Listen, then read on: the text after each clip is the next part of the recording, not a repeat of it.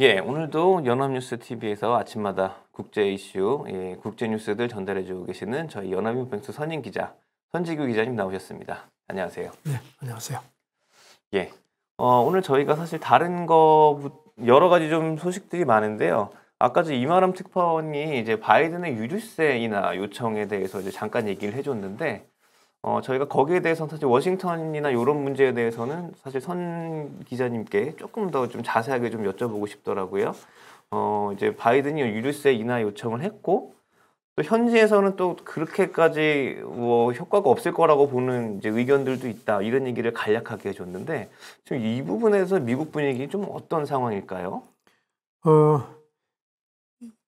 그렇게 효과가 있겠느냐는 조금 회의적인 시각들이 많은 것 같습니다. 일단 미국 의회도 그 공화당은 뭐 이전부터 거기도 굉장히 회의적이었고, 그다음에 그 민주당 소속인 펠로시 하원 의장도 상당히 부정적인 걸 그렇게 앞서 전해졌는데요. 일단 아시겠지만 휘발유 같은 경우는 갤런, 그러니까 3.78리터죠. 거기다 한 18센트 230원 정도, 그다음에 경유는 우리 돈으로 한 320원 정도가 이제 절감이 되는 건데, 그렇게 되면 기름값이 한 3.6% 정도 떨어지는 효과가 있을 거라고 그렇게 외신들은 분석을 합니다. 그런데 글쎄요, 이게 바이든 대통령이 공식적으로 요청을 하고 50개 주에 대해서도 똑같은 조치를 해줬으면 좋겠다 하는데, 의회에서 이게 과연 통과가 될까에 대한 회의감이 상당히 많은 것 같습니다.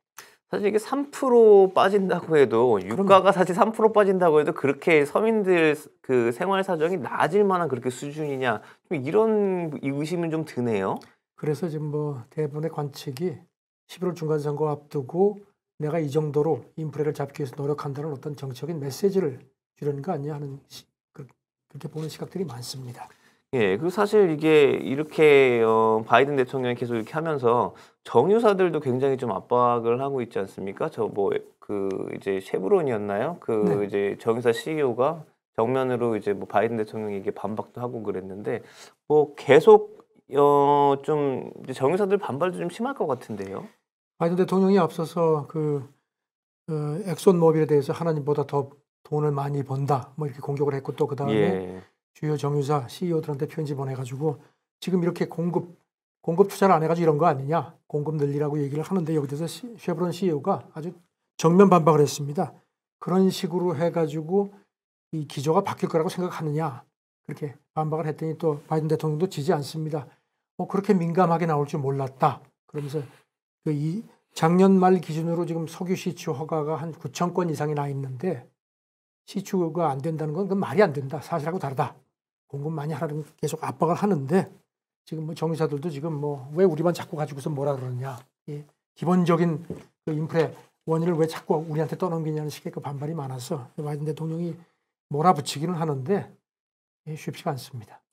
예, 참 제가 요즘에 이제 주식 어떤 커뮤니티 같은 것도 여러분들 어떻게 의견 가지고 계시는지 좀 보고 있는데 어떤 분이 그런 얘기도 하시더라고요. 정유사가 이제 실적이 나빠 가지고 저번에 이제 팬데믹 터졌을 때 초기라든지 이럴 때 실적 나쁠 때 뭐 보조금 대주는 건 없는데 또 소화기 받았을 때 또 그거는 또 갖고 가려고 그러는 거는 좀 이거는 자유시장 경제는 아니지 않냐 뭐 이런 얘기를 남겨주신 분도 계시고 아마 그런 부분이 정유사들 입장일 것 같고요.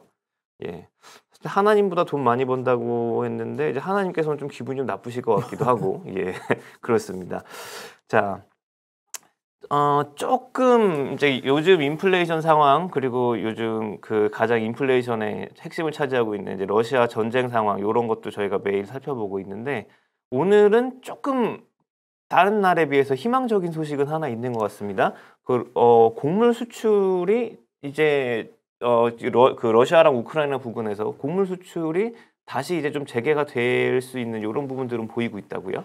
어제 그 터키 매체들이 그런 소식을 전하기 시작했습니다. 이걸 또 그 타스 통신도 인용을 했고요. 열흘 안에 이스탄불에서 그 우크라이나, 터키, UN, 그다음에 러시아 4자 회담이 열려서 곡물 수출 재개, 흑해를 통해서 그 문제를 논의를 할 예정이다. 이렇게 됐고, 이것도 또 그 크렘린 쪽에서 사실상 확인을 했습니다. 그리고 거기에 앞서서 터키 국방부 대표단이 모스크바에 가서 러시아 국방부 쪽하고 접촉을 해가지고선 접촉을 한다는 얘기가 로이터 통신 보도가 있었는데, 오늘 새벽에 러시아 국방부에서 확인을 했습니다. 그래서 일단 수출 재개 쪽에 합의를 했다 이렇게 발표를 했습니다. 그리고 조금 전에 들어온 소식인데요. 그저께 그 우크라이나 전쟁이 일어나고 나서 처음으로 터키 화물선이 곡물을 싣고 그 마리오폴 항구를 안전하게 빠져나갔다. 그걸 러시아도 확인을 했습니다. 이렇게 되면 이제 뭔가 좀 그동안 이제 곡물 문제 때문에 굉장히 했는데 이제 물꼬가 터질 것 같습니다. 일단 에르도안 대통령이 푸틴하고 접촉을 해가지고 뭔가 좀 성과를 낸 것 같습니다. 네. 그래서 유엔 사무총장도 이스탄불 회담에 갈 것 같다. 그렇게 지금 관측이 나오고요. 지금 타스 통신도요. 이렇게 되면은 이게 제대로 되면은 앞으로 한 6개월에서 8개월 사이에 보스포러스 해협 같은 데를 통해서 그 우크라이나 곡물 한 3,500만 톤에서 한 4천만 톤 정도 곡물이 수송될 수 있을 것 같다. 그리고 우크라이나 곡물뿐만 아니라 러시아 곡물도 함께 수송을 할 수 있을 것 같다는 보도인데 상당히 이거는 아주 밝은 소식입니다. 예, 참 이제 곡물 수출 같은 경우에는 전 세계 식량난이 이제 장기화되지 않도록 좀 어떻게든지 정상화가 빨리 좀 됐으면 좋겠군요. 네. 마리우폴 같은 경우에는 완전히 폐허가 된 줄 알았는데 그래도 항구나 이런 데서 배가 이렇게 짐 싣고 떠나고 이럴 수는 있는 상황인가 봅니다. 네, 네. 예, 알겠습니다. 자, 저희가 이제 러시아랑 우크라이나 전쟁 또 다른 부분을 좀 한번 살펴봐야 될 것 같은데요. 자, 저희가 최근에 또 계속 많이 보고 있는 부분이 EU가 이제 러시아에 이제 제재를 어떤 것들을 더 앞으로 더 할 것이고 이런 게 과연 어떤 효과가 있을 것이냐 이런 부분들 계속 좀 살펴보고 있는데요. 자, 이제 최근에는 EU에서 이제 석유 금수 조치를 연말까지 단계적으로 하겠다 이런 얘기를 밝혔었고, 요번에 또 러시아 추가 제재에 또 새로운 부분을 넣겠다라고 이제 이런 움직임이 있다고요. 네, 로이터 통신이 그 이제 유럽연합 정상회담이 우리 시간으로 오늘 밤 이틀 일정으로 열리는데요. 거기에서 나온 그 실무진들이 말하는 그 합의안 초안을 입수했다 하면서 보도를 했는데 이번에는 금을 제재 대상에 넣는 방안을 구체적으로 검토를 하는 모양입니다. 그동안에 아시다시피 6차 제재까지 나왔는데 네. 그 가스라든가 이런 것들은 금 이런 것들은 빠져 있었거든요. 네. 그런데 지금 이번에 이제 다음번 목표가 금인 것 같다. 그리고 아시다시피 러시아 중앙은행도 갖고 있는 보유 외환 자산의 상당 부분이 금이거든요. 예. 그런데 이제 이름을 밝히지 말라는 유럽연합 관계자는 이번에 이제 이 방안을 추진을 하는데 하지만 러시아에 대한 그 금 수출을 금지할지 아니면 러시아로부터 수입을 막을지 아니면 수출을 모두 막을지 이런 구체적인 내용은 아직까지 우리가 의견을 확실하게 결정하지 못했다. 조금 내부적으로 좀 어려움이 있는 모양입니다. 이렇게 얘기를 했습니다. 이런 가운데 지금 뭐 사실 그 우크라이나의 그 유럽연합 가입 문제 신청을 했죠. 그리고 푸틴도 뭐 그거는 막지 않겠다고 했는데 일단 유럽연합 의무장관들이 그 후보국 몰도바하고 함께요. 후보국 지위를 주기로 만장일치로 합의를 한 걸로 그렇게 그 관계자가 전했습니다. 그런데 조건이 있습니다. 독일 그 숄츠 총리가 이렇게 하는데 그 EU 개혁도 수반되어야 되는데 지금 아시다시피 유럽연합은 중요한 결정이 만장일치로 내려지거든요. 그러니까 이제 쉽지가 않습니다. 한 나라가 그동안에 그 수입 금지가 그렇게 석유 수입 금지가 오래 그렇게 질질 끄는 것도 헝가리가 끝까지 반대를 했기 때문에 그래서 독일이 이렇게 우크라이나를 넣어주는 조건으로 그걸 조금 이렇게 좀 이렇게 만장일치를 조금 좀 느슨하게 만드는 그런 조건을 아마 제시를 한 것 같습니다. 예, 사실 이게 국제 기구들의 어떤 이 만장일치로 이제 의사결정을 하는 방식이 사실 유엔도 그렇고 굉장히 국제 기구들의 어떤 그 무역론이 제기가 되는 사실 그런 부분들 중에 한 부분인 것 같은데요. 그렇죠. 세계 무역 기구도 예. 지금 그런 방식으로 주요 결정을 하고 있죠. 예, 사실 그래서 참 러시아 우크라이나 전쟁이 국제 기구의 어떤 여러 가지 의사 결정 방식이라든지 이런 것도 좀 결국은 바꾸게 될지 이런 부분도 말씀 들어보니까 앞으로도 좀 저희가 좀 잘 봐야 될 것 같습니다. 금 같은 경우에는 인플레이션 시기에 사실 금 투자 생각하시는 분들이 많을 텐데 러시아에서 이제 그러니까 뭐 수입이든지 수출이든지 어떤 금의 어떤 이런 또 유통을 또 막는다고 하면 요런 부분도 또 인플레이션 시대에 국제 원자재에 또 어떤 영향을 미칠지 요런 부분도 사실 걱정도 되고 좀 긴장이 되는 부분이 좀 확실히 좀 있는 것 같습니다. 자, 저희가 그러면 저희가 또 보면은요. 요런 와중에 또 시진핑 같은 경우에는 또 중재자 역할을 굉장히 또 하고 싶어 하는 것 같습니다. 이제 본인이 이런 역할을 굉장히 좀 하고 싶어 하는 것 같은데 중국 같은 경우에는 또 이제 브릭스인가요? 브릭스 포럼인가요? 나와서 이제 또 열심히 본인들의 어떤 역할이 있다라는 거를 열심히 이제 홍보를 좀 하고 있는 모양입니다. 그 브릭스 그 비즈니스 포럼이 어제 시작이 됐습니다. 그러니까 화상으로 열렸는데 시진핑 중국 국가주석이 화상 연설을 했는데요. 뭐 미국을 아주 강하게 비판을 했습니다. 제재가 부메랑이고 양날의 검이다. 그래서 전 세계 재앙을 초래한다. 그리고 또 일부 국가, 이게 이제 아마 미국을 지칭하는 것 같은데요. 디커플링하고 공급망 단절을 실행하려고 하는데 그게 역사를 거슬리는 건 물론이고 자기한테도 결국은 좋지 않게 돌아온다. 누워서 침 뱉기다. 이런 식으로 아주 미국을 우회적으로 강하게 비판을 했습니다. 지금 그리고 나서 이제 지금 이렇게 우크라이나 전쟁에 대해서도 나토 동진 때문에 그렇다는 것도 우회적으로 표현을 했습니다.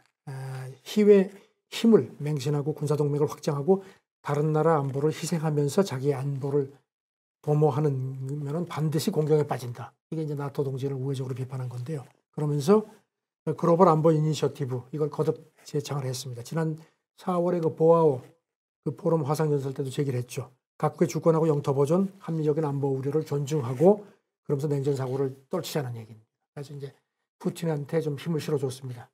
푸틴은 이제 내일 여기서 연설을 하는 모양입니다. 아무래도 이제 러시아랑 중국이 좀 발을 계속 좀 맞추고 있는 모습을 그렇죠. 네. 이렇게 좀 보여주는 모습인 것 같은데요. 사실 뭐 러시아 같은 경우는 어떻게 보면 중국이라는 든든한 백이라고 해야 될까요? 뭐 석유도 사주고 여러 가지 좀 뒤에서 좀 받쳐주는 이런 부분이 있으니까 오히려 더 힘을 얻고 있는 이런 부분이 아닌가 생각도 들고요. 서방과 이제 미국과 서방연합 그리고 이제 러시아를 필두로 했다고 하긴 좀 그렇고 러시아, 중국, 뭐 인도 요런 이제 나라들이 또 이렇게 대립을 하게 되는 요런 양상들인 것 같은데 사실 근데 그 시진핑이 얘기한 부분들 중에서 뭐 저희가 뭐 다 동의하기는 어렵겠습니다만 어떤 인위적인 어떤 이런 제재나 어떤 경제 조치나 이런 것들이 사실 나중에 부메랑에 대해서 돌아올 수 있다라는 부분은 사실 상식적으로 봤을 때는 이건 또 틀린 얘기는 아닐 수도 있겠네요. 그렇죠. 네. 예. 알겠습니다. 저희가 오늘은 그러면 또 다른 부분에 대해서 또 한번 저희가 여쭤볼게요. 시간이 저희가 조금 남은 것 같은데 모더나에서 저희가 이제 최근에 저희가 어저께도 어저께랑 그저께는 아니군요. 어저께랑 지난주에도 제가 이제 팬데믹 같은 경우에 이제 꺼진 불도 좀 다시 봐야 된다. 뭐 이런 얘기 선희 기자님께서 전달해 주셨고 이런 부분 저희가 이제 좀 주의를 해야 된다고 말씀을 드렸었는데 자, 이제 오미크론 백신이 결국은 나오긴 나오는 건가요?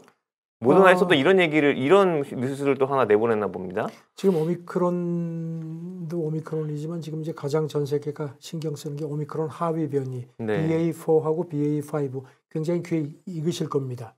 이제 모더나가 이걸 타켓으로 해서 새 백신을 내놓았다고 발표를 했습니다. 자기네가 한 800명 대상으로 개발을 새로 해서 내놨는데 임상 실험을 했더니 조금 전에 말씀드린 그 두 하위 변이에 대해서도 중화 항체가 형성이 됐다. 이렇게 설명을 했습니다. 그러면서 강력한 면역 반응이 여전히 매우 높다고 했는데 여기 대해서 또 일부에서는 이게 그 오미크론 오리지널 변이에 대한 거기에 대해서 나온 항체 반응에 비해서는 중화 항체 생성도가 떨어진다는 겁니다. 떨어진다고요? 그래서 시간이 지나면 아무래도 떨어질 수밖에 없는 한계가 있는데 그래도 오미크론 하위 변이에 대해서도 효과가 있다는 게 이제 이 포인트입니다. 그래서 지금 모더나 CEO는 이미 이제 생산을 시작을 했고 8월부터 공급을 하려고 한다.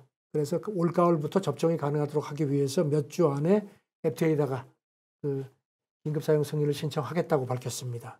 일단 FDA도 다음 주에 외부 전문가 패널 회의를 열고 올 가을에 대비한 최적의 부스터샷 조합 문제. 그러니까 이게 이제 지금 이제 가장 큰 문제거든요. 어떤 백신들을 이렇게 조합을 시킬지에 대해서 그것도 논의를 한다고 하는데, 모더나가 화이자에 비해서 처음에 백신 할 때는 조금 늦었는데 이번에는 이렇게 이제 오미크론 겨냥한 하위 변이 겨냥한 백신에서는 조금 더 앞서가는 모습인데 화이자도 지금 곧 비슷한 거를 신청을 할 모양입니다. 알겠습니다. 참 이게 오미크론 백신이 나와도 이걸 과연 맞아야 되는지 참 이런 부분도 고민이고. 그래서 이제 아까도 말씀드린 것처럼 부스터샷 조합 문제. 예. 이게 이제 앞으로는 이제 미국뿐만 아니라 전 세계에서 이게 큰 하나의 이제 새로운 과제가 되지 않을까 싶습니다. 예. 제가 아까 그 러시아랑 이제 중국 얘기하면서 제가 좀 못 봤던 부분들이 하나 있네요. 제가 그래서 추가로 조금만 더 네. 여쭤보고 싶은데, 아까 이제 뭐 러시아의 어떤 대응이라든지 뭐 중국이 뭐 편들어주느냐 이런 것까지 했는데, 저희가 최근에 러시아에 대한 제재가 얼만큼 이제 그 무력했느냐, 얼마나 효과가 없었느냐 이런 얘기를 저희가 좀 많이 했었잖아요. 근데 네네. 그런 부분에 대한 지표가 어떻게 보면 러시아 루블화 가치일 그렇죠. 텐데, 네네. 루블화 가치가 사실 뭐 전쟁 시작한 직후에는 굉장히 폭락을 했었다가 최근에는 이제 거의 전쟁 직전까지 거의 다 회복을 했다는 말씀을 하셨고, 오히려 지금 루블화가 가치가 계속 올라가고 있는 중이다라는 뉴스가 또 있네요. 네, 지금 루블라 가치가 달러에 대해서 7년 사이 최고치로 그저께 이렇게 분석이 됐습니다. 올해 들어서 한 39%가량 올랐고요. 지금 뭐 달러당 한 53 루블 후반대. 그러니까 지금 뭐 기억하시겠지만 지난 3월 10일 그 전쟁 직후에는 달러당 121루블까지 올랐으니까 거의 뭐 그때에 비해서 거의 한 2배 정도 가치가 회복이 된 거죠. 이런 상태인데 지금 뭐 짐작하시겠지만 그 러시아 그 에너지 판매 수입이 뭐 여전히 많죠. 지금 전쟁 시작되고 나서 지금까지 판매한 수입이 우리 돈으로 한 126조 한 6천억 원 이상. 많이 팔았네요. 6월 들어서만도 7조 한 7천억 원어치 많이 할인을 했지만 뭐 워낙 물량이 많이 나가니까요. 그런 상태인데 지금 이런 가운데 또 러시아 중앙은행하고 러시아 재무부가 적정 환율을 놓고 또 이견을 보인다는 얘기입니다. 그 러시아 부총리는 한 70, 80 정도가 루블이 적정이다 하는데 중앙은행 총재는 그런 그 적정 환율이라는 건 없다. 딱 견제를 하는 모양입니다. 이제 너무 이제 가치가 올라가니까 자기네 수출까지 생각을 하는 겁니까 이제? 그 정도입니까? 이런 가운데는 월가 쪽에서는 이제 당장은 충격이 없는데 올 하반기쯤 되면은 그 제재 충격이 가시화되지 않겠느냐. 이렇게 하면서 지금 이렇게 보면은 러시아에게 전비 충당이 조금씩 좀 버거운 것 같은 모습들이 나타난다. 이런 얘기를 하는데요. 일단 러시아 경제는 아직까지는 버티는 것으로 이게 통계상으로 나타나는데 지금 그 바이든 대통령이 어제 그런 얘기를 했거든요. 전쟁 유럽에도 그렇고 러시아에도 그렇고 이거는 시간 싸움이다. 이런 얘기를 했는데 이게 좀 이거하고도 연계돼가지고 뭔가 시간이 지나면 너희들이 힘들지 않겠느냐 하는 건데 시간이 지나면 미국도 힘들긴 마찬가지입니다. 예, 참 정말 미국도 그렇고요. 뭐 우리나라만 해도 이미 지금 인플레이션 때문에 그 모든 그럼요. 국민들이 이미 힘들고, 사실 전 세계에 이런 이 러시아 우크라이나 전쟁 때문에 힘들지 않은 국가는 사실 없는 것 같은데요. 예, 사실 하반기에 과연 또 하반기까지 이 러시아가 경제에 충격을 받는지 하반기까지 기다려야 된다라면 러시아가 또 사실 그 전에 또 전쟁을 멈춰야 될 이유는 있는가라는 반대로 또 질문도 또 가능한 저는 것 어제 같고요. 백악관 쪽에서 나온 보도를 보면은 바이든 대통령이 아직은 푸틴하고 만날 계획이 없다. 이게 어떤 의미에서는 지금 시사점인 것 같습니다. 조금 더 두고 보자. 뭐 시진핑하고는 접촉할 의향이 있다고 얘기를 했는데 네. 하니까 이제 미국 쪽에서 그런 키를 쥐고 있는 게 아닌가 하는 그런 생각이 계속 듭니다. 알겠습니다. 예, 이제 간밤에 일어난 국제 뉴스들, 금융시장에 어떤 영향을 줄 수 있는 이런 이슈들을 저희가 한번 쭉 다 체크를 해봤습니다. 예, 오늘도 선임 기자님 소식 전해주셔서 감사합니다. 네, 고맙습니다. 예.